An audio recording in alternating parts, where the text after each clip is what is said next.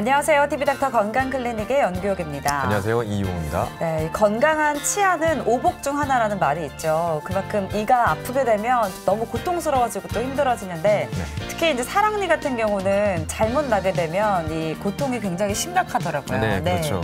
그런데 밖으로 나와 있는 사랑니는 그나마 다행이죠. 이 사랑니 중에는 안으로 매복돼서 있는 사랑니들도 있는데 입속에서 큰 문제들을 일으킬 수 있기 때문에 꾸준히 관리하고 확인해줘야 된다고 합니다. 네, 맞습니다. 이 사랑니가 문제가 되는 경우는 어떤 경우인지 그리고 또 어떻게 치료하고 관리해줘야 되는지 오늘 자세히 알아보도록 하겠습니다. 먼저 오늘 함께 해주실 분 화면으로 소개해드릴게요. 병원에 가는 걸 즐기는 사람은 없지만 그중에서도 유독 많은 사람들이 두려워하는 진료 과목이 있다. 바로 치과. 특히 바쁜 직장인의 경우 치아 건강에 적신호가 켜져도 바로 치과를 방문하기 어려울 뿐더러 치료가 마무리될 때까지 정기적으로 방문해야 하는 불편함으로 적절한 치료 시기를 놓치기 일쑤다. 치과에 늦게 오시게 된 가장 큰 이유가 보통 잇몸이 많이 망가져서 오시는 분들이 많은데 잇몸이 망가지는 경우는 하루아침에 이렇게 안 좋아지는 것이 아니라 오랜 시간을 걸쳐서 서서히 안 좋아지는데 어느 순간 갑자기 이가 흔들려요, 아파요 하면서 내원하신 경우가 많아서 치료 시기를 놓치는 경우가 꽤 많으시고요. 사랑니 같은 것 때문에 문제가 생기는 경우에는 보통 전조 증상이 있습니다. 그러니까 안 좋았을 시기가 있고 또 지내다 보면 또 안 아프고 괜찮은 시기가 있고 이런 게 계속 반복되다 보면 이번에도 아팠는데 다음 때면 좀 괜찮겠지 생각을 하다가 치료 시기가 놓쳐갖고 앞에 치아를 망가뜨려서 오는 경우가 많아서 그런 식으로 이제 치과 치료가 늦어지는 경우가 많고요. 치과를 찾아야 하는 여러 원인 중 극심한 통증으로 환자를 괴롭히는 것이 있다. 바로 사랑니. 어금니의 한 종류로 두 개의 어금니 뒤에 위치하는 치아를 말하는 사랑니는 인류의 진화와 함께 턱뼈의 크기가 작아지면서 제대로 맹출되지 못하거나 매복되어 문제를 일으키는 경우가 많다. 통증이 이제 심한 이유는 첫 번째가 이제 사랑니가 나기 시작할 때 잇몸을 뚫고 나오는 경우에 이제 아픈 증상을 느끼고 그런 경우는 잇몸 밖으로 다 나오고 나면 아픈 게 보통 없어집니다. 근데 잇몸을 다 뚫고 나오지 못하고 반만 뚫고 나온다든지 그런 경우에 잇몸하고 치아 사이에 틈이 있는데 그쪽으로 음식물 같은 것들이 끼고 하다 보면 딴 데보다 염증이 많이 생기고 염증이 많이 생기다 보면 또 감염이 되고 그래서 얼굴이 붓고 아프고 고름이 나고 이런 경우가 많아서 아픈 경우가 있고요. 또 다른 경우는 사랑니 자체가 썩어버리는 경우 그리고 사랑니 앞에 치아가 썩어버리면 보통 충치를 경험하면 극심한 통증을 호소하시잖아요. 그래서 밤에 잠 못 잘 정도로 아프다고 하시는 그런 경우로 이제 불편감을 느껴서 이제 치과에 오시는 경우가 많습니다. 영구치가 나기 시작하고도 한참 시간이 지난 후에야 마지막으로 나오기 시작하는 사랑니. 선천적으로 사랑니가 나지 않는 약 7%의 경우를 제외하면 대부분의 사람들은 사랑니를 가지고 있는데 많은 사람들이 사랑니로 통증을 겪으면서도 바로 병원을 찾지 않는다고 한다. 사랑니가 보통 이제 좋아졌다 안 좋아졌다를 반복하기 때문에 환자분들이 좋아지겠다고 생각을 많이 하시는 편이 돼요. 그리고 그렇게 지내다 보면 문제가 나중에 커져서 오시게 되면 앞에 치아를 같이 잃어버리는 그러니까 앞에 치아에 문제를 일으켜서 앞에 치아가 썩는다든지 앞에 치아가 부러진다든지 이런 문제를 일으켜서 오시는 분들이 많아서 사랑니는 문제가 생기기 전에 이가 망가지기 전에 오셔갖고 발치를 해주시는 게 좋습니다. 문제가 돼서 오시는 분들은 안 아프니까 진통제만 좀 먹고 이렇게 버티시는데 그런 경우는 근본적인 해결이 되는 게 아니기 때문에 분명히 망가져서 나중에 후회하시는 경우가 많기 때문에 정기적으로 점검 받으시면서 빨리 발치를 해버리는 게 나을 수 있습니다. 사랑니를 빼야 한다면 일반적으로 맹출이 완료된 시점인 20대에 하는 것이 좋다. 수술 시간은 간단한 경우 10분 내외. 그리고 발치 후에는 냉찜질을 하는 것이 회복에 도움이 된다. 방치하면 염증이 심각하게 진행할 수 있고 합병증의 위험도 있는 사랑니. 뿐만 아니라 발치 후에도 철저한 관리가 필요하다는데 오늘 TV닥터 건강클리닉에서는 치과 전문의 고경우 과장과 함께 사랑니에 대해 자세히 알아본다.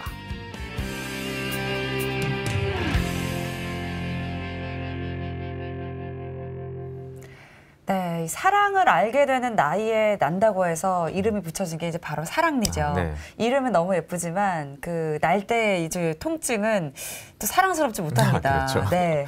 맞습니다. 특히 바르게 나지 않고 어떻게 삐뚤게 나오거나 아니면 턱뼈 안쪽으로 매복돼 있는 네. 그런 사랑니 같은 경우에는 전문 병원에 가서 발치를 해야 될 정도로 치료가 아주 까다롭다고 합니다. 네, 맞습니다. 이렇게 그리고 정상적으로 자라나지 못한 이 사랑니의 경우에는요, 잇몸의 건강에도 영향을 미친다고 하는데 오늘 사랑니에 대한 궁금증을 다 풀어보는 시간 준비했습니다. 화면으로 소개해드렸던 고경우 과장과 함께하겠습니다. 과장님 어서 오세요. 안녕하세요. 네, 고경우 과장님 함께하고 계십니다. 저희가 이제 사랑니에 대해서 좀 이야기를 나눠볼까 하는데요. 먼저 사랑니가 정확하게 어떤 치아를 말하는 건지 설명을 해주실까요? 예, 이제 사랑니라고 흔히 말하는 이제 제3대구치 세 번째 있는 대구치인데요. 네. 지치라고도 합니다. 지치는 이제 지식을 알게 되는 10대 후반, 20대 초반에 난다고 해서 지치라고 불리고요. 네.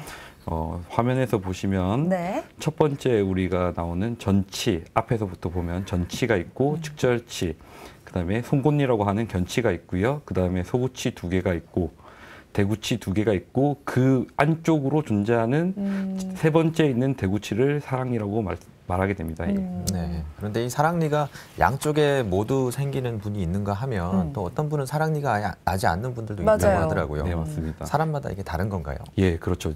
저희가 이제 사람의 얼굴이 다 다르듯이 네. 이제 사랑니가 모든 사람이 똑같을 수가 없습니다. 뭐 1개 있는 사람도 있고 아예 없는 사람도 있고 2개, 3개, 4개. 흔히 이제 보통 사람들은 4개가 있게 되고요. 4개보다 더 많은 사람들도 있습니다.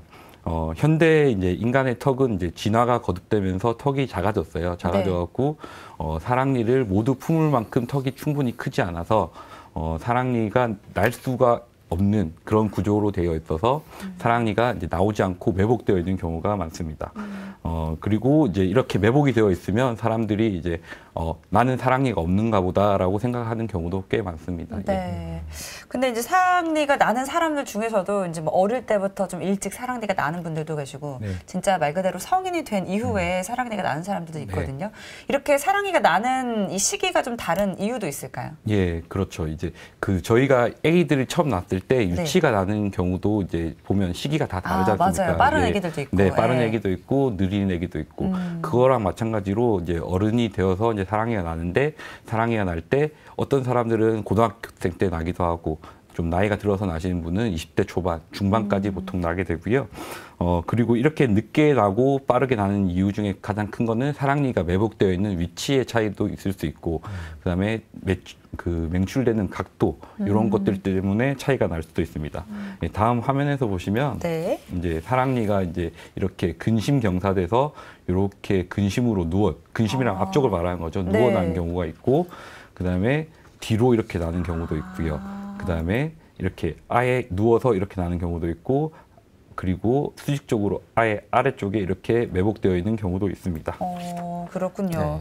근데 이제 사랑니를 이걸 꼭 뽑아야 되는 건지 이제 항상 네. 갖게 되는 의문인 것 같아요. 네.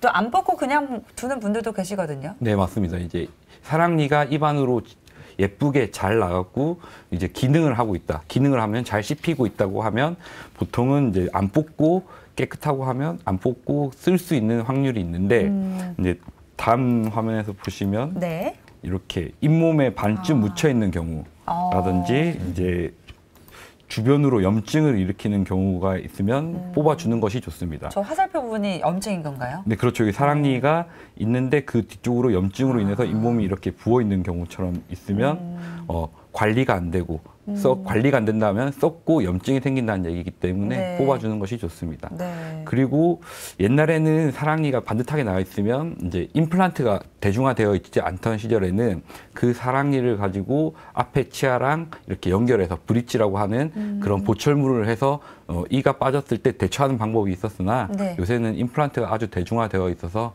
빼주시는 게 더 좋습니다. 네, 그렇군요. 네, 지금 이제 그 뽑아야 되는 사랑니 말씀하시면서 이제 매복 사랑니 말씀하셨는데 이거는 아직 밖으로 나오지 않아서 네네, 그렇습니다. 눈에는 보이지 않는 거죠. 네, 그렇습니다. 네. 그래서 이제 그 입안으로 나올 자리가 없어서 네. 잇몸에 묻혀 있는 경우에는 이제 저희가 아까 전에 봤던 그림을 다시 한번 보시면 네. 여기 근심 경사되어 있는 경우라든지 원심 경사되어 있는 경우, 그다음에 수평적으로 누워 있는 경우나 수직적으로 밑에 숨어 있는 경우에는 이제 입안으로 나오지 않는 경우고요. 네. 그다음에 이렇게 매복되어 있는 경우는 뽑았을 때도 좀 더 불편하고 아프십니다. 폐에도 조금 불편한 감이 있겠군요. 네. 그러면 이런 거를 이 사랑니를 이렇게 뽑아야 된다면 네. 이제 언제 뽑는 것이 가장 좋은가요? 이제 연구 결과에 보통 따르면 이제 나이가 들어서 이제 뽑게 되면 후유증이 더 많습니다. 이제 사랑니 같은 경우에는 이제 증상이 이제 사랑니 때문에 증상이 있을 수도 있고 없을 수도 있지만 증상 없이 이제 문제를 일으키고 있는 경우가 많습니다. 나이가 들수록 턱뼈는 더 단단해지고요. 그다음에 그 나이가 들면서 뿌리가 길게 되고 그렇게 되면 이제 발치를 하고 났을 때 좀 더 아프고 그리고 뽑고 나서 문제점이라고 할 수 있는 합병증이 생기는 경우가 더 많습니다. 그런 합병증이라고 하면 흔히 말해서 붓고 많이 아픕니다. 나이가 들어서 빼게 되면요. 그리고 그렇기 때문에 저희가 이제 보통 이제 문제를 일으키지 않더라 하더라도 네. 정기적으로 점검을 받으면서 빼야 될 시기가 되면 빼자고 보통 저희는 말씀드리고 있습니다. 그렇군요. 이제 정말 이제 사랑니가 좀 예쁘게 잘 자라면 좋은데 또 그게 아닌 경우가 이제 문제가 되는 거니까 사랑니가 일으킬 수 있는 문제들 뭐 아까 염증도 살짝 말씀해 주셨지만 또 더 있을 것 같아요. 네, 이제 사랑니가 입안의 맨 안쪽에 있기 때문에 저희가 양치를 아무리 잘한다고 하더라도 양치질이 잘 안 되고 그 양치질이 잘 안 되게 되면 음식물이 끼고 그러면 음식물이 끼면 그쪽에서 충치를 또 일으키고 그렇게 되는 경우가 많습니다. 네. 이제 사랑니만 썩어서 사랑니만 빼버리면 아무 문제가 안 되겠죠. 근데 보통의 그런 경우에 앞에 치아도 같이 충치를 먹게 되고 앞에 치아 부분에 염증을 일으키게 되고 그렇게 되면 뼈도 녹고 이런 문제가 많이 생깁니다. 그래서 그렇기 때문에 이제 청소가 잘 안 되고 염증이 생기고 붓고 뭐 이렇게 아픈 경우에는 빼주는 것이 좋습니다. 그렇군요. 사랑니라는 게 이름은 참 예쁜데 사랑니 예뻐요. 일으키는 문제들을 보면 이런 애물단지가 따로 없는 것 같습니다. 우리가 사랑니를 이제 좀 두려워하는 가장 이렇게 무서워하는 큰 이유가 이제 통증 때문입니다. 아프잖아요. 맞아요. 그래서 이 어마어마한 통증 때문에 그런데 이게 쉽게 말하면 염증 때문에 아픈 거죠. 그렇습니다. 염증으로 인해서 이제 아프게 되고 염증이 생기면 이제 그쪽에 이제 흔히 말해서 이제 붓고 피나고 아프다고 하잖아요. 네. 그렇게 되면 이제 이 그림에서 보시는 것처럼 이렇게 잇몸이 덮여 있고 이렇게 염증이 생기고 하다 보면 이제 그쪽으로 세균이 성장하면서 이제 많이 이제 어떨 때는 이제 컨디션이 좋을 때는 이제 괜찮다가 또 컨디션이 떨어지면 붓고 아프고 이런 게 반복되고 이제 그런 상황이 반복될 수 있습니다. 그리고 여기 그림에서 보시면 이렇게 얼굴이 부어버리고 밖으로 이렇게 고름이 잡혀버리는 이제 이런 급성 상황이 생길 수 있는데요. 극심한 통증이 생기고 그다음에 악취가 나고 그다음에 열도 나고 입도 안 벌어지고 고름이 생기는 그런 일이 생길 수 있습니다. 이런 경우에는 이제 간단한 적당하게 부었다면 항생제 처치나 그다음에 구강 내로 이렇게 가글 같은 걸 하면서 염증을 가라앉힐 수 있는데 이런 게 아주 심해지는 경우에는 입원해서 항생제 처치를 지속적으로 받아야 될 수도 있고 고름이 생겼다면 고름을 빼주는 배농 처치를 해야 될 수도 있습니다. 이 염증은 이제 생각했었던 것보다는 훨씬 더 심각한 상황을 만들 수 있다라는 거 사진을 통해서 알 수 있었는데 그리고 또 이제 그 물혹이라고 하죠. 낭종이 생겨서 문제가 되는 경우도 있다면서요. 이제 치아는 그 구강내로 맹출되기 전에 낭포라고 해서 여기 그림에서 보시면 치아가 있고 치아 머리 주변으로 이렇게 까맣게 되는 부분이 있습니다. 이런 낭포가 있는데요. 이런 낭포가 크기가 작은 경우에는 크게 문제가 안 됩니다. 지속적인 이제 관찰을 하면서 발치를 시행하지 않을 수도 있고 발치를 시행할 수 있는데요. 이 지금 제가 가져온 이 사진에서 보면 이 환자분은 지속적으로 병원에서 이제 정기 점검을 받던 분이신데요.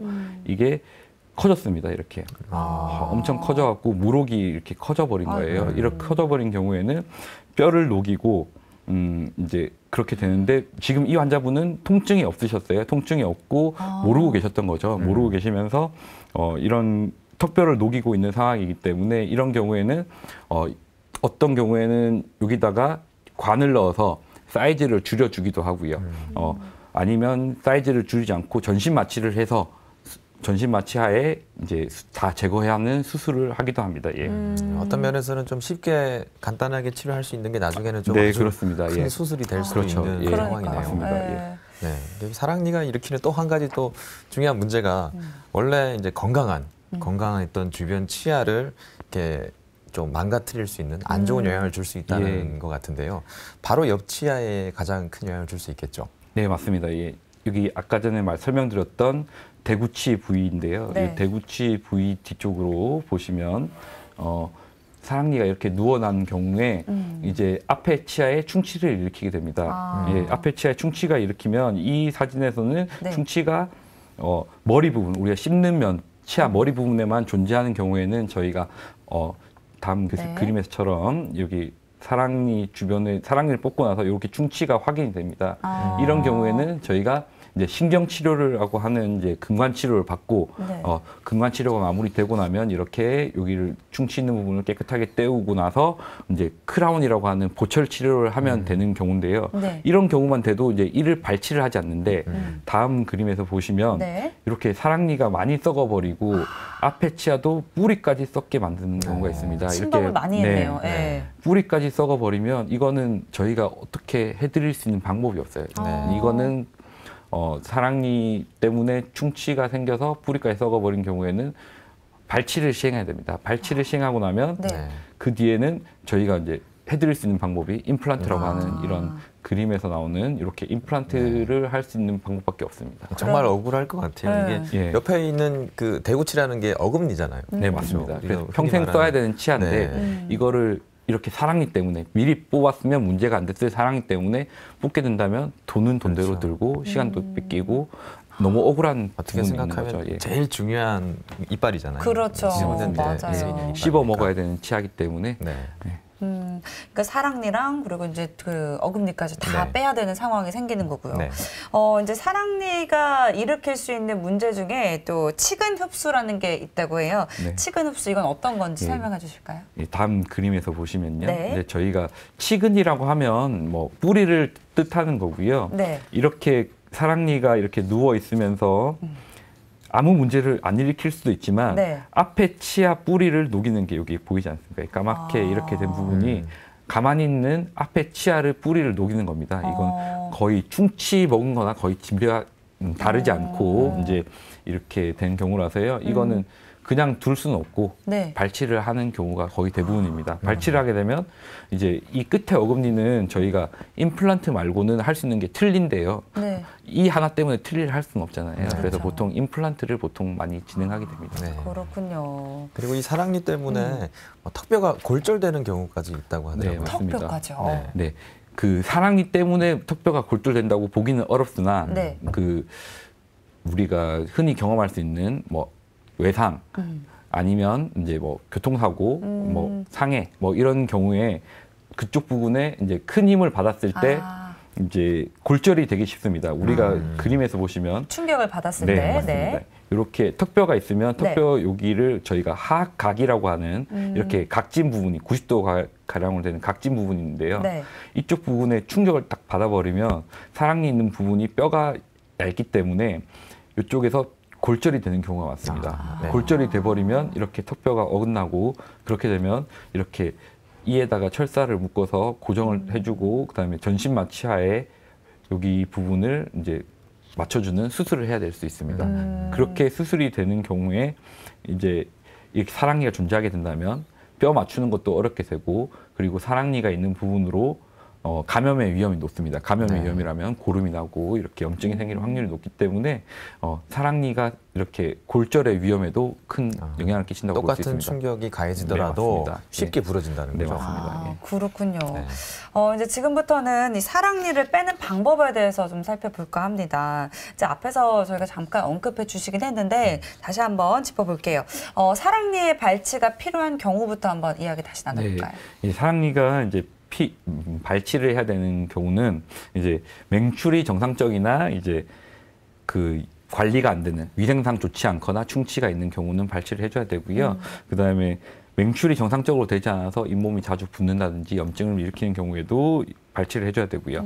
그다음에 충치가 있는 경우 당연히 발치해줘야 되고, 그다음에 아까 말씀드렸던 낭종을 일으키거나 뿌리 앞에 치아 뿌리를 흡수시키고 있는 경우, 그다음에 아까 전에 그렇게 골절의 위험이 있을 때, 골절이 됐을 때도 발치를 해줘야 되고, 그다음에 사랑니가 삐뚤하게 나서 교합이라면 저희가 씹는 관계를 말하는 건데 씹는 관계가 좋지 않는 경우에는 발치를 해줘야 될 확률이 높습니다. 네. 사랑니를 뭐 뽑는 경험은 아주 많은 분들이 할 것 같아요. 저도 그렇죠. 뽑은 적이 있고. 아주 인상 깊었어요. 네. 그래서 사랑니를 이제 뽑기 전에 또 특별히 뭐 주의해야 될 것이나 아니면 좀 준비해야 될 것들이 뭐 어떤 그렇죠. 것들이 있는지 좀 설명해 주시죠. 네, 이제 그 충분한 그 사랑니 뽑는 날 이제 충분한 휴식을 취하고 전날에 이제 다음 날 와서 컨디션을 아주 좋은 상태로 하셔야지 뽑고 나서도 후유증이 좀 덜합니다. 예. 오후보다는 오전에 와서 뽑으시는 게 조금 더 좋고요. 왜냐하면 이제 저희가 아침에 컨디션이 좀 더 좋고요. 그다음에 이제 발치 후에 뭐 피가 많이 난다든지 극심한 통증이 있다든지 이런 게 있다면 이제 오후에 병원으로 다시 와서 이제 처치를 받을 수 있는 확률도 있고요. 그다음에 전날에 이제 술을 많이 먹게 되면 몸 컨디션이 떨어지니까 술 많이 드신 다음 날은 뽑지 않는 것이 좋고요. 그다음에 또 이게 치과에 오셔갖고 이제 자기가 앓고 있는 질환이라든지 이렇게 뭐 이런 것들을 저희한테 얘기를 해주셔야지 저희가 이제 문제를 이제 야기하지 않을 수 있고요. 그다음에 약에 알러지가 있거나 이제 드신 약이 있는 경우는 다 말씀을 해주셔야 됩니다. 그다음에 이제 사랑니가 보통 아파서 병원에 내원하는 경우에는 급성 염증이 있는 상황이 많기 때문에 그런 염증 상황에서는 저희가 발치를 하지 않거든요. 염증이 더 커져 버릴 수가 있기 때문에 염증 있는 상황에서는 항생제라든지 약을 좀 먹으면서 이제 그 염증 있는 부위를 좀 가라앉힌 다음에 뽑게 되고요. 그다음에 처음 오셔서 저희가 이제 사랑니 있는 위치라든지 그다음에 사랑니의 그 맹출 방향 이런 것들을 확인을 하고 필요한 경우에는 치과용 CT를 찍을 수 있습니다. CT를 찍는 이유는 사랑니 밑쪽으로 지나가게 되는 뭐 신경이라든지 그다음에 위에 사랑니라 같은 경우에는 상악동의 위치 같은 걸 확인해야 되기 때문에 CT 같은 것을 찍고 진행하는 경우가 많습니다. 네. 이제 이렇게 준비가 다 끝나면 이제 발치를 하게 될 텐데 저도 이제 동네 치과를 갔다가 이제 어려워서 대학병원으로 가라고 해서 거기서 뺐는데 이제 의료진의 경우에도 이 사랑니 발치가 좀 까다롭다고 하더라고요. 아, 맞습니다. 그래서 보통 개인 병원에서 못 뽑는 경우들이 꽤 있고요. 네. 특별한 경우에는 전신 마취를 하는 경우도 있습니다. 환자의 협조도가 너무 떨어진다든지 그런 경우에는 이제 저희가 전신 마취를 하는 경우인데 거의 대부분 이제 국소 마취 이제 밖에서 이렇게 뽑게 되는데요. 잘 맹출되어 있는 경우에는 저희가 기구를 써서 그냥 쉽게 뽑을 수도 있는데요. 이제 이게 잘 맹출되어 있지 않고 턱뼈에 이렇게 묻혀 있는 경우에는 이제 다음 그림에서 보시면 잇몸을 열어서 이제 치아가 보이도록 잇몸을 열어주고요. 그다음에 열어준 다음에 주변으로 뼈가 보이는 부분을 뼈를 살짝 갈아줘서 이제 치아 머리가 다 나오도록 이렇게 갈아주기도 하고요. 이제 그다음에 치아 머리를 잘라주기도 하고요. 잘라서 이제 치아가 나올 수 있도록 잘라서 뽑기도 합니다. 쪼개서 뽑는 거죠? 네. 머리 부분을 자르기도 하고요. 머리 부분만 잘라서 잘 나오면 괜찮은데 그렇게 해서도 잘 안 나오게 된다면 뿌리 부분까지 이제 잘라서 이제 빼기도 하고요. 그렇게 되면 이제 거의 다 이제 다 확인이 되고 나서 저희가 소독을 하고 그다음에 깨끗하게 청소를 한 다음에 이제 잇몸을 제자리로 위치시키고 이제 봉합을 해주고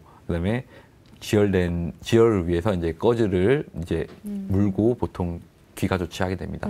그러고 나서 뭐 통증이 극심할 것 같으면 저희가 뭐 진통제 주사도 맞고 가는 경우가 있고요. 그렇습니다. 아주 뭐 간단한 수술이라고 봐도 될 정도. 네, 그렇죠. 저희가 이제 사랑니 뽑는 거를 사랑니 발치 수술이라고 얘기하니까 수술이라고 보시면 됩니다. 네. 굉장히 좀 아플 것 같습니다. 수술이. 아팠어요, 저는. 근데 뭐 이렇게 통증으로 뭐 괴롭히던 사랑니를 좀 아픈 과정을 통해서 이렇게 빼고 나면 환자분 입장에서는 속이 다 시원할 것 같습니다. 근데 이 발치를 하고 난 다음에도 빼고 난 다음에도 환자분들이 좀 주의를 해야 될 상황이 있다고 하던데. 네, 맞습니다. 이게 사랑니를 빼고 나면 뭐가든지 입안으로 피가 나는 상황이기 때문에 지혈을 위해서 꺼즈를 저희가 물려드리는데요. 꺼즈는 2시간 가량을 꽉 물고 계셔야지 보통 지혈이 잘 됩니다. 이제 뭐 말씀을 하셔야 되는 경우에도 이제 꺼즈를 무신 상태에서 말씀을 하시는 것이 좋고요. 그다음에 처방된 약은 보통 항생제하고 진통제, 그다음에 위장 관계를 이제 보호해주는 약을 보통 먹게 되는데요. 지시대로 이제 안 아프다고 안 드시고 이런 경우가 꽤 있으시거든요. 네. 지시대로 다 드시는 것이 좋고요. 그다음에 저희가 보통 발치를 하게 되면 발치한 날 바로 이제 얼음팩을 드립니다. 보통 얼음팩을 가져가셔갖고 냉찜질을 많이 해주시는 게 좋거든요. 네. 하루 이틀 정도는 얼음을 이제 비닐봉지에 넣어서 이렇게 수건으로 싸갖고 한 10분, 20분 되고 있다가 좀 쉬었다가 이렇게 하는 방법으로 하루 이틀 정도는 하셔야지 통증도 완화되고 붓기도 이제 줄일 수가 있고요. 그다음에 양치하시는 걸 많이 물어보세요. 네. 이제 안 아프시면 저희가 그쪽으로 양치를 해도 됩니다라고 얘기 드리는데 보통 이를 뽑은 자리는 아플 수밖에 없기 때문에 그쵸. 저희가 가글액도 보통 처방을 해드리거든요. 발치한 부위는 가글액으로 이제 청소를 하시고요. 다른 부분은 이제 양치질을 보통 평상시대로 해주시는 게 좋고요. 그다음에 이제 또 먹는 건 어떻게 먹느냐고 또 물어보시는 분들이 많습니다. 예. 보통 물 같은 거 많이 드시는 게 좋고요. 그다음에 부드럽게 안 아프게 드시면 됩니다. 예. 그다음에 또 생각해야 되는 것이 이제 발치하고 나서 너무 이제 무리한 운동을 한다든지 이렇게 하시면 안 좋고요.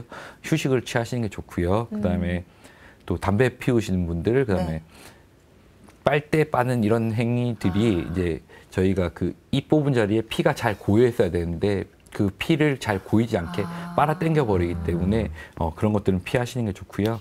그다음에 껌을 씹는다든지 그다음에 혀로 계속 그 발치한 부위를 대본다든지 이런 것들은 좋지 않고요. 그다음에 약 드시는 동안은 술을 안 드시는 게 좋겠죠. 예. 그러니까 이제 이를 뽑는다 이런 개념보다는 진짜 아까도 말씀하셨지만 이게 수술의 개념으로 네. 봐야 되니까 또 환자 입장에서도 좀 지켜야 될 부분들이 좀 많을 그렇죠. 것 같다라는 생각이 네. 들어요. 방금 말씀하신 것들이 다 상처를 잘 네. 아물게 하기 위한 예, 그런 조치들인 그렇습니다. 것 같습니다. 그리고 또 이제 사랑니가 있어도 발치할 수 없는 경우도 있다고 합니다. 먼저 이제 심장 질환이나 또 혈액 질환 있으신 분들이 그렇다면서요? 네, 맞습니다. 예. 심근경색이 있는 경우 발자국 6개월 이내 또는 6개월 이상을 경과했어도 이제 부정맥이나 협심증이 남아 있는 경우에는 발치를 시행하여서는 안 됩니다. 그리고 협심증이 있는 경우라도 발작이 이제 10분 이상 지속되고 니트로글리세린의 효과가 나타나지 않는 경우라면 발치를 하지 않는 것이 좋고요. 발치가 가능하다고 판단한 경우라도 발치 시에 이제 환자분의 안정을 위해서 진정요법을 시행하는 경우도 있습니다. 그리고 모든 이런 그 심장 질환이나 혈액 질환이 있으신 분들은 발치 전에 꼭 주치의와 상담이 필요하신 경우가 많습니다. 네. 네. 예, 저도 이제 심장질환 환자분들 많이 보기 때문에 그러니까요. 저한테도 많이 오세요. 네. 이제 발치 때문에 특히 이제 아스피린이라든지 그런 그 혈액순환제 드시는 분들이 지혈되는 부분들이 좀 그 문제가 있기 때문에 꼭 상의를 하고 맞습니다. 진행을 하셔야 됩니다. 그리고 뭐 당뇨라든지 어떤 고혈압 같은 그런 만성 질환이 있으신 분들도 사랑니를 뺄 때 또 특별히 좀 주의를 해야 될 것 같은데요. 네, 맞습니다. 이제 고혈압 같은 경우에는 충분히 혈압이 잘 조절되고 있으신 분에서는 이제 보통의 발치는 큰 문제가 생길 위험이 거의 없습니다. 네. 그런데 이제 발치 시 이제 통증을 많이 느끼신 분들은 갑자기 혈압이 많이 높아지거나 이렇게 문제를 일으킬 수 있기 때문에 저희가 이제 본인이 겁이 많거나 보통 통증을 잘 못 견디시는 경우에서는 이제 저희가 진정요법을 고려하기도 하고요. 그리고 당뇨는 이제 당이 잘 조절되고 있으신 분은 큰 문제가 없는데요. 네. 당이 이제 치료를 보통 받지 않고 그다음에 방치되어 있는 환자분 같은 경우에서는 이제 발치를 시행했을 때 이제 당 때문에 이제 당뇨병성 혼수가 올 수 있어서 저희가 주의를 하는 경우가 있고요. 네. 특별하게 당이 조절이 잘 되고 있으면 크게 문제가 없습니다. 관리가 잘 되고 있는 분들은 이제 큰 문제가 네. 없고요. 그리고 또 이제 간 질환이라든지 또 신장 질환이 있는 경우에도 발치가 어려울 경우도 있다고요. 네, 지금 아까 전에 말씀하신 것처럼 저희가 하는 게 수술이지 않습니까? 네. 이제 피가 나는 경우가 많기 때문에 이제 나중에 지혈 때문에 문제인 거예요. 이 혈액 응고인자 부족으로 인해서 출혈 경향이 이제 많이 있으시거든요. 간 질환 있으신 분들은 그래서 이제 꼭 그 발치하시기 전에 내과 전문의하고 꼭 상담을 하시고 발치를 진행하는 게 좋고요. 그다음에 심부전 이제 환자에서는 이제 보통 이제 출혈 경향이 있으세요. 이제 그리고 게다가 투석까지 받고 계신 경우에는 헤파린을 이제 하시기 때문에 이제 더욱 심한 출혈 성향이 있으실 수 있거든요. 그래서 투석 환자분들 경우에는 이제 하루 이내, 특히 4시간 이내는 발치를 하지 않는 것이 좋고요. 이제 투석 다음 날 보통 발치를 진행하게 되시고요. 그다음에 보통 이제 낫는 과정이 정상 치유되는 과정이 좀 더디시기 때문에 발치 전에 또 이게 항생제 미리 드시는 경우가 많습니다. 예방적 항생제라고 하는 그런 전처치가 필요하신 경우가 많고요. 그다음에 신장이 안 좋으시기 때문에 이제 약의 배설 능력이 떨어지시기 때문에 이제 투여량과 투여 방법에 대해서 꼭 주치의하고 상의를 하시고 발치를 하시는 것이 좋습니다. 예. 네. 그리고 혹시 뭐 임신 중인 분들이 어떤 뭐 사랑니에 염증이 생겨서 좀 고생하시는 분들이 있는데 이런 경우는 어떻게 하나요?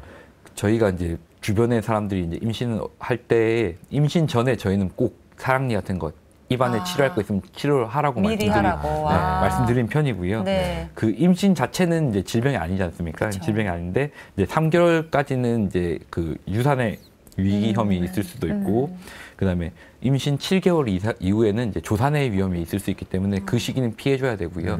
보통 임신 2기라고 하는 3에서 6개월 사이에 보통 시행하는 것이 좋고요. 근데 또 뭐 관리가 안 돼서 임신 한 6개월, 8개월 됐는데 이제 사랑니가 이제 문제가 생겨버리는 경우라면 이제 그 엑스레이 촬영을 이제 납 방호복이라고 해서 방호복을 입은 상태에서 엑스레이 촬영을 하고 그다음에 그 산부인과 전문의하고 상의를 해서 항생제 처치 정도는 하시는 편이 좋을 수도 있습니다. 예. 그렇군요. 이제 이번에는 사랑니 발치 후에 발생할 수 있는 합병증에 대해서 좀 알아볼까 합니다.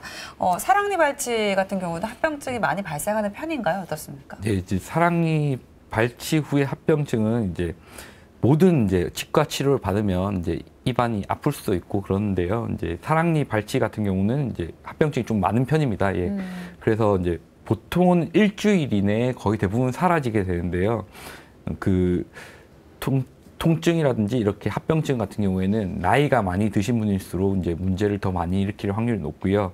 그다음에 나이가 더 있으시면 통증도 오래 가는 편이고요. 그다음에 아까 전에 말씀드렸던 매복 사랑니 같은 경우에는 매복의 위치가 더 깊을수록, 그리고 저희가 사랑니 발치를 할 때 치아를 자르고 이렇게 뼈를 갈아내고 이런 부위가 넓을수록 이제 상대적으로 합병증 나타날 확률이 높고요. 그리고 이제 발치하는 시간이 저희가 통상적으로 30분 이내로 보통 보는데요. 길게는 1시간. 그러니까 그 정도에서는 보통 다 뽑아내는데 발치 시간이 길어지면 길어질수록 합병증이 좀 더 많은 편이라고 볼 수 있습니다. 이제 어떤 합병증들이 있는지 좀 더 자세하게 좀 짚어볼 텐데요. 먼저 부종입니다. 부종. 뭐 붓는 걸 말하는 거죠. 네, 맞습니다. 예, 부종이라고 하는 얼굴이 붓는 건데요. 다음 이제 화면을 보시면 얼굴이 이렇게 부어버려갖고 이제 우리 뭐 너무 많이 부어 있는 경우에는 뭔가 입안에 물고 있는 것처럼 느껴지네요. 그렇게 사탕을 물고 있다는 그런 느낌처럼 들 수도 있고요. 이렇게 부어버린 경우에는 입이 안 벌어지는 개구 제한이라고 해서 입이 안 벌어지는 일이 생길 수도 있습니다. 저 이상 안 벌어지는 거예요, 입이? 예, 억지로 벌려고 해도 안 벌어지는 상황이고요. 그다음에 부종이라 하면 저희가 뭐 임플란트 수술을 해도 부종이 생길 수 있고요. 입안에 뭐 다른 데를 발치를 해도 부종이 생길 수 있으나 사랑니 발치 같이 잇몸을 많이 열게 되고 그다음에 매복이 깊이가 깊어서 이제 뼈를 많이 갈게 되면 이제 부종이 많이 생길 수 있고요. 그리고 발치할 때 이제 피가 많이 나는 경우, 지혈이 잘 되지 않고 피가 많이 나는 경우에도 얼굴이 많이 붓게 되고요. 이제 발치 후에 저희가 부종을 줄이기 위해서 얼음 찜질도 많이 하라고 하는 거고, 저희가 이제 의사된 입장에서는 이제 발치하고 나서 드레인이라고 하는 고무관을 발치한 부위에다가 넣어줘서 이제 피가 좀 빠지도록 해주는 거예요. 그 피가 좀 빠지고 나면 얼굴이 좀 적게 붓기 때문에 저희가 이제 그런 조치를 취해드리고 있습니다. 네. 이제 다음은 이제 통증에 대해서 좀 이야기 나눠볼 텐데요. 저도 이제 기억에 그 대학 병원에서 일을 빼고 대학 수업을 들으러 갔어요. 그래서 굉장히 고통스러웠던 기억이 얼핏 나는데 다들 이렇게 통증을 좀 많이 느끼시는 거죠? 어떻습니까? 네. 저 같은 경우에는 저도 이제 학생 때 사랑니를 뽑았는데 선배님이 뽑아주셨는데 저는 아주 잘 나 있었거든요. 잘 나 있는데도 뽑았는데 저는 너무 아팠어요. 근데 저희가 뽑아드린 환자분에서 제가 봤을 때 다음날 분명히 아플 거라고 생각했는 분이 안 아픈 경우도 있고요. 그래서 사람마다 차이가 있는 건데 이제 통증은 이제 보통 하루 이틀 통증은 정상적인 겁니다. 그래서 저희가 약을 먹고 진통제를 먹으면 그 통증을 줄여줄 수 있는 건데 그렇게 통증이 생기는 거는 조직의 팽창 이런 것 때문에 이제 부종 때문에 보통 생길 수 있는 거고요. 보통 3일 정도 지나면 저희가 이제 통증이 없어진다고 보통 얘기를 드려요. 근데 3일이 지났는데 이제 3일에서 한 5일 정도 됐는데 갑자기 너무 아파요 하고 오신 분들이 있거든요. 그런 경우는 이제 감염이 됐다고 보는 건데요. 이제 그 중에서도 건성 발치화라고 해서 드라이 소켓이라고 하는 특별한 경우가 있습니다. 이 경우에는 아주 특별하게 너무나 아파하세요. 이제 그런 경우에는 이제 고름은 나지 않는데 통증이 생기는 경우인데요. 네. 이렇게 생기게 된 원인은 저희가 밖에 상처가 나도 피떡이 지고 이제 딱지가 않는 것처럼 입안에서도 피떡이 앉아갖고 아물어야 되는데 네. 이런 분들의 특징은 이제 아프니까 가글을 하면 좀 덜 아프겠지 생각해서 가글 같은 걸 너무 많이 하시고 침을 뱉고 하면 그 피떡이라고 하는 혈병이 이제 거기 앉아 있지 못하고 빠져버려서 그래서 이제 상처 치유가 되지 않고 그쪽으로 뼈가 노출된 부위로 감염이 돼서 이제 건성 발치화라고 하는 증상이 생기는 건데요.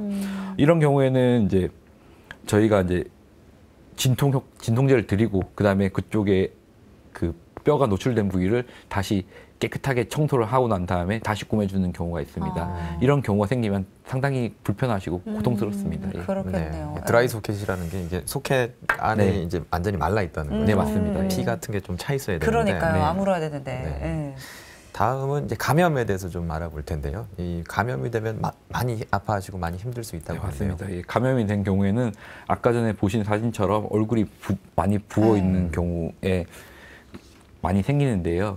고름이 나고 그렇게 입이 안 벌어지고 이런 일이 충분히 생길 수 있습니다. 이제 보통은 이제 발치하고 나서 이틀 정도면 이제 보통 아픈 게 없어진다고 했잖아요. 근데 3일에서 5일 정도가 지났는데 갑자기 얼굴이 많이 붓고 입이 안 벌어지고 입안에서 악취가 나고 여기서 입 뺀 부위에서 뜨거운 열이 난다든지 이런 일이 생길 수 있는데 이런 경우에는 경미한 경우에는 약을 먹고 하면 보통은 좋아져요. 근데 이게 너무 심해지고 이렇게 돼버리면 입원 조치가 필요할 수 있습니다. 왜냐하면 이제 항생제가 주기적으로 시간 맞춰서 계속 들어가줘야 되고요. 그다음에 고름이 생긴 경우에는 저희가 CT도 찍어봐서 고름이 생긴 부위에 고름을 제거해줘야 될 수도 있고요. 그다음에 이제 입이 안 벌어지기 때문에 식이가 보통 안 되세요. 먹는 게 안 되기 때문에 입원하셔서 조치를 취해야 될 수 있습니다. 그리고 이런 경우에는 보통 개인 치과에서는 조금 힘들고 이제 꼭 그 구강외과 전문의하고 상담이 필요하신 경우가 대부분입니다. 그러면 발치 후에 좀 통증이 오래 간다거나 붓고 좀 열감이 있다거나 하면은 반드시 좀 일찍 와서 처치를 받는 것이 좋습니다. 네. 그리고 다음으로 알아볼 게 이제 신경 손상인데요. 이제 사랑니 밑으로 이제 아주 중요한 신경이 지나가서 발치할 때도 굉장히 좀 조심스럽다고 하던데 이 신경을 이야기하는 게 맞나요? 네, 이제 하악에 보통 그 하악이라면 아래턱을 말하는 거고요. 매복 사랑니 주변으로 밑에 신경이 지나갑니다. 신경이 이제 하치조 신경이라는 신경도 있고 그다음에 설신경이라고 하는 신경도 있습니다. 여기 그림에서 보시면 여기 A번 그림이 이제 하치조 신경이 지나가는 부위고요. 요거는 이제 입술이랑 뺨의 감각을 담당하는 신경입니다. 그다음에 B번 같은 경우에는 이거는 설신경이라고 해서 혀의 감각을 담당하는 신경인데요. 실제로 발치 시에 이 신경들을 건드리는 거는 너무나 힘든 일입니다. 이거는 거의 건드려지지는 않는 건데요. 발치를 하다 보면 이제 뿌리가 나오면서 압력이 생기는데 그 압력이 신경에 전달되는 거예요. 그럼 신경이 약간씩 놀래게 되면서 신경이 그 지나가는 부위라고 아까 말씀드린 입술, 그다음에 이쪽에 뺨 쪽에 이쪽 부분에 감각이 일시적으로 저하되는 경우입니다. 보통은 짧게는 1, 2주, 길게는 6개월 정도면 정상적으로 돌아옵니다. 처음 다치기 전이 이제 100이라고 치면 90%까지는 거의 대부분 돌아오는 경우가 대부분이고요. 안 돌아오는 경우는 우리 그 양악 수술이라든지 이런 큰 수술을 하시는 경우에 신경이 절단된 경우에 그런 일이 생기지만 사랑니 발치를 하는 경우에는 거의 생기지 않는 경우가 대부분입니다. 뭐 감각의 저하가 있더라도 그렇게 크게 걱정할 필요는 없을 것 같습니다. 예, 그리고 아까 전에 말씀드렸던 이제 설신경 같은 경우, 혀로 가는 신경 같은 경우에는 다치기가 조금 더 힘듭니다. 저희가 이를 빼는 거는 거의 뺨 쪽에서 빼기 때문에 혀 밑으로는 뭐 기구를 안 넣기 때문에 다치기가 더 힘들고요. 그다음에 혀로 가는 신경도 다친다고 하더라도 거의 대부분 돌아오는 게 대부분입니다. 그렇군요. 다음은 상악동 천공인데요. 이 천공이라는 거는 구멍이 생긴다는 거잖아요. 맞습니다. 예, 상악동이라고 하면 다음 그림에서 보시면 여기 이렇게 까맣게 보이는 부분. 우리가 위쪽이군요. 네, 네. 위쪽에 위에 턱에서 생길 수 있는 부분인데요. 저희가 감기 걸렸을 때 아니면 충농증 걸렸을 때 코가 많이 차잖아요. 맞아요. 그 차 있는 공간이 여기 사각동이라고 하는 부분입니다. 아. 여기는 이제 콧구멍과 연결된 공기 주머니가 있는 건데요. 여기는 이제 사각동에서 이제 여기 사랑니 뿌리가 사각동과 같이 이제 연결되어 있는 경우가 꽤 있습니다. 이렇게 연결되어 있는 경우에 네. 저희가 발치 시에 뿌리가 빠지면서 이쪽으로 구멍이 나서 입으로 물을 먹었는데 코로 물이 넘어온다든지 아이고. 이런 개통되는 경우가 있을 수 있습니다. 이게 아주 조그만 미세한 경우라면 자연스럽게 막히는 경우가 거의 대부분이고요. 네. 조금 크다면 이제 콜라겐 제제 같은 걸 사용해서 거기 발치한 부위에 넣고 꾸며주면 아무 문제가 안 생길 수도 있고요. 이게 크기가 크다면 이제 뺨 쪽에서 이제 잇몸을 조금 움직여서 이제 거기 구멍난 부위를 메꿔줘야 될 수도 있지만 거의 대부분 생기지 않는 거고요. 이 사각동 내로 이제 발치하다가 사랑니가 빠져버리는 경우가 있습니다.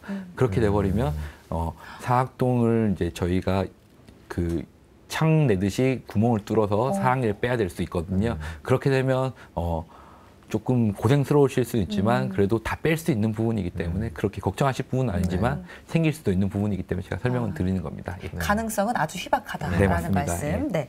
그리고 또 가끔씩 이제 예쁘게 이제 사랑니가 난 분들은 발치를 하면 너무 아깝잖아요. 이 네. 치아가. 이걸 혹시 다른 곳에 옮겨 심을 수는 없을지 궁금해하시더라고요. 네, 맞습니다. 예, 그렇게 하는 것을 이제 자가치아 이식이라고 보통 얘기하는 건데요. 네.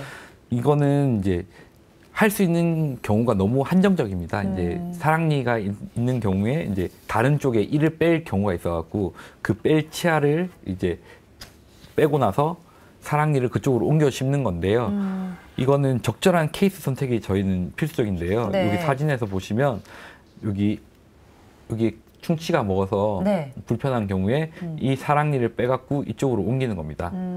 그래서 이렇게 이식을 해주는 거고요. 네.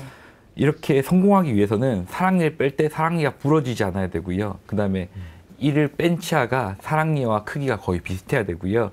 그다음에 옮겨 심었을 때 뼈랑 잘 붙어줘야 된다는 이런 여러 가지 조건들이 있기 때문에 충분히 사용 가능하지만 한정적이다라고 말씀드릴 수 있고요. 요새는 임플란트가 너무 대중화돼 버렸기 때문에 사랑니 이식하는 거보다는 임플란트가 더 쉬운 수식이라고 볼 수가 있어요. 그래서 임플란트를 좀 더 많이 하시는 편입니다. 예. 네. 알겠습니다.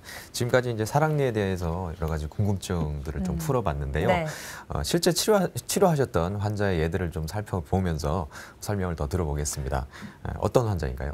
예, 이분은요, 이제 앞서서도 말씀드렸던 부분인데 낭종이 생겨서 오신 분입니다. 네. 이제 개인 치과에 들렀다가 여기 낭종이 있다고 이제 이거는 이제 큰 병원 가서 뽑으셔야 된다고 이제 오신 50대 남자 환자분인데요. 네. 이거는 낭종이 아까 전에 보신 사진보다는 많이 크지 않아서요. 저희가 이제 여기다가 관을 넣었어요. 여기 엑스레이 상에서는 잘 보이진 않지만 네. 여기 관을 넣어서 낭종의 크기를 줄인 다음에 사랑니 발치를 시행하는 환자분이신데요. 이렇게 하시면 이제 나이가 50대라고 말씀드렸잖아요. 네. 뺄 때도 힘들고 그다음에 낭종을 줄이기 위해서 관을 넣으면 1년의 시간이 걸렸거든요. 1년 동안 이렇게 정기적으로 체크 받으시면서 관 소독하시면서 이렇게 보신 환자분인데 빼고 나서도 고생을 하셨어요. 이분은 빼고 나서도 감염이 돼갖고 계속 항생제 주사 맞으시고 그다음에 소독 받으시고 다시 그 염증 있는 부위를 열어갖고 깨끗하게 청소도 하고 너무 고생을 하셔갖고 제가 이제 보통 환자분들한테 나이 드신 분한테 설명드릴 때 이렇게 나이 들어서 사랑니 빼시면 고생을 하시니 빨리 젊었을 때 빼는 게 좋다라고 설명을 많이 드린 부분입니다. 네, 그렇군요. 오늘 이제 긴 시간 동안 사랑니에 대한 이야기 나눠봤는데요. 마지막으로 평소에 우리가 건강한 치아를 위해서 실천할 수 있는 생활관리법들 좀 이야기해 주실까요? 제가 봤을 때 이제 일반인이 가장 쉽게 할 수 있는 거는 양치질이 제일 우선이겠죠. 양치질을 올바른 방법으로 이제 하시는 건데요. 주무시기 전에는 꼭 하시는 게 제일 좋고요. 네. 그다음에 치과를 뭐 여러 군데를 가보실 수도 있지만 한 군데를 정해서 자기가 이제 계속 주기적으로 점검을 받으면서 체크를 하셔야지 이제 잇몸 그다음에 여기 염증 이런 것들을 다 관리하실 수 있는 부분이라서 정기적인 점검이 제일 중요하다고 볼 수 있습니다. 예. 그리고 이제 치료할 게 있으면 미루시지 말죠. 맞아요. 미루면 결국에는 발치 가고 나중에 됐을 때 후회하시는 경우가 너무 많기 때문에 치료할 게 있으면 절대 미루지 말고 빨리 발치를 하는 게 좋습니다. 네. 오늘은 긴 시간 동안 이 사랑니에 대한 이야기 나눠봤는데요. 고경호 과장과 함께했습니다. 과장님 오늘 말씀 감사합니다. 감사합니다. 네, 이 사랑니로 인한 합병증들도 많이 생깁니다. 오늘 이제 이야기 들어보니까 두검이를 한 살이라도 더 일찍 빼는 게 네. 좋을 것 같고요. 네. 그리고 평소에 꾸준한 치아 관리도 동반돼야 될 것 같습니다. 내 잇몸 안에 혹시 매복돼 있는 치아가 있진 않은지 살펴보는 것도 한 방법이겠죠. 네. 그리고 치과가 무섭다고 이가 아파도 방치하시는 분들이 많은데요. 네. 이 건강한 치아를 유지하시기 위해서는 정기적으로 치과 진료를 받아야 한다는 것도 잊지 않으셨으면 좋겠습니다. 네.